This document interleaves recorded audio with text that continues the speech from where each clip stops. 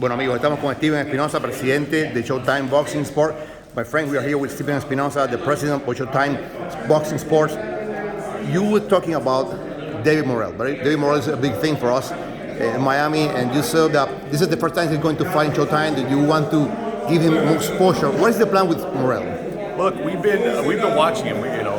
Obviously there hasn't been a whole lot to watch.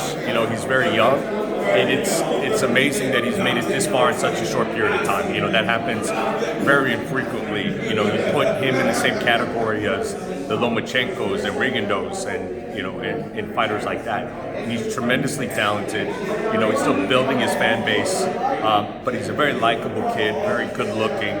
And, obviously in the ring, he's already one of the best in the division. So, look, he's got a long career ahead of him. And, when you achieve what he has had already at just 6 fights, then, look, the sky's the limit. Whether it's at 168 or maybe he grows even bigger.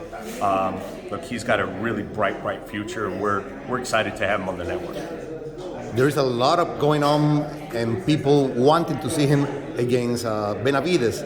Why do you think that the people come up with this? Because they are two young stars coming up, and what this is growing in before our eyes? Yeah, I think at the end of this, they're looking at a guy like Morell, and he's had tough moments, but he's been dominant, for the most part. So it's sort of like, okay, he's that good.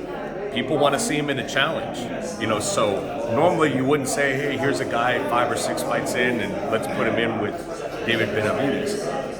But, David Morell is just not your standard, typical young fighter. So I think people are saying, look, let's get him. I want to see him in a challenge. And look, I think he's ready for it in the near future. Personally, if you see that fight against a hard-striking like Benavidez and a technical fighter like Morell, what kind of fight do you expect?